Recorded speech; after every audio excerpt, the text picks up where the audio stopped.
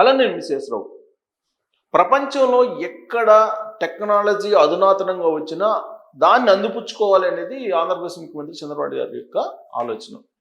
అందుకే ఆయనకి hitech CM అని, విజనరీ అని ఇలాంటివి మాట్లాడుకుంటూ ఉంటారు.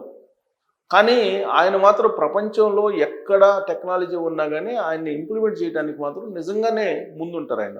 ఆ విషయాన్ని నేను చెప్పడం కాదు, ప్రధానమంత్రి నరేంద్ర మోడీ గారే చెప్పారు. టెక్ గురువు అని చెప్పి ఆయన బిరుదు కూడా ఇచ్చారు. ఇప్పుడు ఆంధ్రప్రదేశ్లో ఒక అద్భుతాన్ని క్రియేట్ చేసేలాగా, ఒక అద్భుతాన్ని చూసేలాగా చంద్రబాబు నాయుడు గారు చేశారు అనేది రోడ్లు వేసేటువంటి వాళ్ళు చెప్తున్నటువంటి మాట. ఎందుకనంటే రోడ్లు వేయాలంటే కొన్ని నెలల పాటు టైం పట్టేది. కానీ ఇప్పుడు కొత్తగా వచ్చినటువంటి టెక్నాలజీ కారణంగా రోజుకి 25 కిలోమీటర్ల లెక్కన రోడ్డు వేసేటువంటి దిశగా టెక్నాలజీని తీసుకొచ్చారు. అంటే చంద్రబాబు నాయుడు గారు తీసుకొచ్చారా అని చెప్పి అనొచ్చు. ఆ టెక్నాలజీతో రోడ్లు వేసేటువంటి కంపెనీలు ఏవైతే ఉన్నాయో వాటిని అన్వేషించి తీసుకొచ్చి ఆంధ్రప్రదేశ్లో రోడ్లు వేయించడానికి ఉపయోగించడం అని అంటేనే చంద్రబాబు నాయుడు గారు తీసుకొచ్చినట్టు భావించాలి. సరే, దాని మీద విమర్శించే వాళ్ళు అనేక మంది ఉంటారు. విమర్శించినా కానీ అక్కడ గిన్నీస్ రికార్డు సాధించేలాగా అనంతపురం కడప మీదుగా బెంగళూరు, అనంతపురం, కడప మీదుగా అమరావతి వరకు రోడ్డు వేస్తూ ఉన్నారు. రోజుకి 25 నుంచి 30 కిలోమీటర్లు, ఒక్కోసారి 40 కిలోమీటర్లు కూడా రోడ్డు వేసేటువంటి టెక్నాలజీ వచ్చింది అని అంటే ఇక రాబోయేటువంటి రోజుల్లో ఆంధ్రప్రదేశ్లో రోడ్ల నిర్మాణం అనేది శరవేగంగా జరిగిపోతుంది. జనరల్గా మనకి 30-40 కిలోమీటర్ల రోడ్లు వేయాలంటే కనీసం ఒక 20-30 రోజులు అట్ట పట్టేది. కానీ ఇవాళ ఆ పరిస్థితి నుంచి శరవేగంగా రోడ్లు వేసేటువంటి టెక్నాలజీని ఇప్పుడు ఆంధ్రప్రదేశ్లో మనం చూస్తున్నాం. మరి ఏంటి, ఎక్కడ నిర్మిస్తున్నారు అని అంటే అన్నమయ్య జిల్లాలో ఇప్పుడు నిర్మిస్తూ ఉన్నారు. శరవేగంగా బెంగళూరు నుంచి అమరావతికి ఎకనామిక్ కారిడార్ రూపొందుతుంది. ఆ ఎకనామిక్ కారిడార్ కనుక పూర్తయితే బెంగళూరు నుంచి అమరావతి కనెక్టివిటీ పెరుగుతుంది. ఆ కారణం చేత ట్రావెల్ టైం తగ్గిపోతుంది, ఫ్యూయల్ కన్జంప్షను, మనకు ఫ్యూయల్ కూడా తగ్గిపోతుంది కన్జంప్షను. అలాగే ట్రాన్స్పోర్ట్ పెరిగినప్పుడు ఆటోమేటిక్గా వ్యాపారం, వాణిజ్యం కూడా పెరిగేటువంటి అవకాశం ఉంది. టెక్నాలజీ పరంగా కూడా అక్కడికి వచ్చినటువంటి కంపెనీలు ఆంధ్రప్రదేశ్ రావడానికి కూడా ఇంట్రెస్ట్ చూపిస్తాయి. ఆల్రెడీ ఇప్పటికే ఇంటర్నేషనల్కి సంబంధించినటువంటి కొన్ని డ్రోన్ కంపెనీలు కానీ అవన్నీ కూడా ఆంధ్రప్రదేశ్ వైపు చూస్తూ ఉన్నాయి. డ్రోన్ హబ్గా ఓరకల్ను మార్చబోతున్నారు రాయలసీమలో. సో రాయలసీమకి బెంగళూరు తోటి కనెక్టివిటీ పెంచితే, అలాగే దాని కంటిన్యూషన్లో అమరావతికి కూడా కనెక్టివిటీ పెంచితే సముద్రంలో ఉండేటువంటి ఎగుమతులు దిగుమతుల దగ్గర నుంచి డైరెక్ట్గా బెంగళూరుకు కూడా కనెక్టివిటీ ఉంటుంది. అలాగే అమరావతి నుంచి హైదరాబాద్కి కనెక్టివిటీ ఉంటుంది. ఆంధ్రప్రదేశ్కి ఉన్నటువంటి అత్యంత పెద్ద అసెట్ ఏంటంటే 1000 కిలోమీటర్ల మేరకు సముద్ర తీరం. ఆ సముద్ర తీరం వెంబడి ప్రతి 50 కిలోమీటర్లకి ఒక ఓడరేవు నిర్మిస్తారని చెప్పి చంద్రబాబు నాయుడు గారు చెప్తున్నారు. అవి నిర్మాణం అయితే కనుక ఎగుమతులు దిగుమతులు అపారం పెరిగేటువంటి అవకాశం ఉంది. ప్రపంచ ఎగుమతులు దిగుమతుల కేంద్రంగా ఆంధ్రప్రదేశ్ ఉండే అవకాశం ఉంది.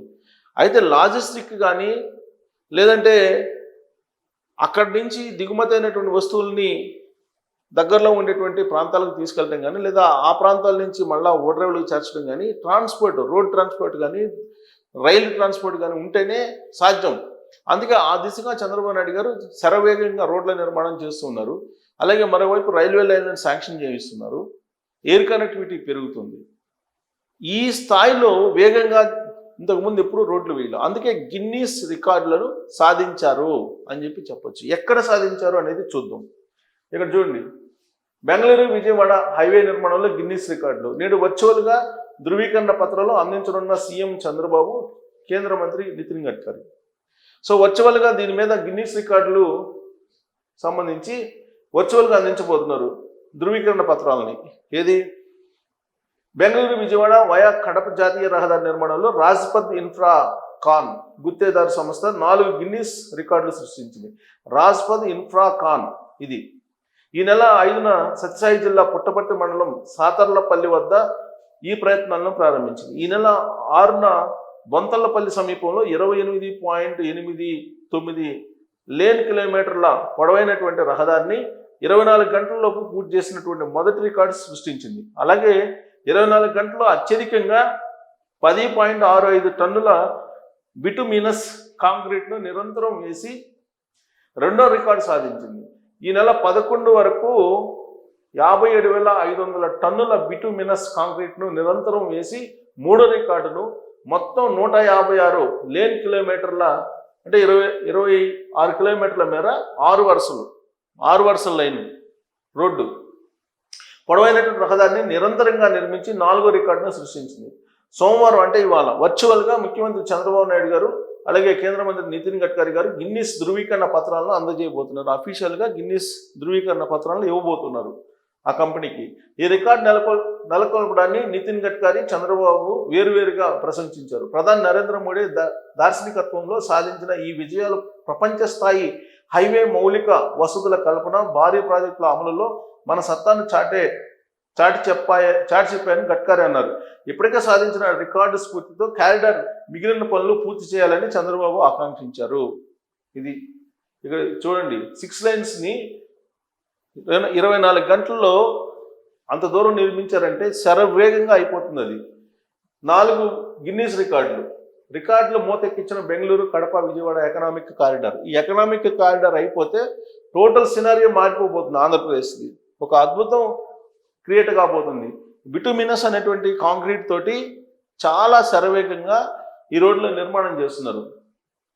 శ్రీ సత్య జిల్లా పుట్టపర్తి మండలం వంకరగుంట సాతర్లపల్లి మధ్య 554G జాతీయ రహదారి నిర్మాణ పనులు జట్ వేగంగా సాగుతున్నాయి. ఈ రోడ్డు నిర్మాణంలో 4 గిన్నిస్ బుక్ రికార్డులు నెలకొల్పడమే లక్ష్యంగా జాతీయ రహదారుల ప్రాధికార సంస్థ ఆధ్వర్యంలో పనులు మొదలుపెట్టిన రాజ్పథ్ ఇన్ఫ్రాకాన్ ప్రైవేట్ లిమిటెడ్ ఆ కంపెనీ పేరు.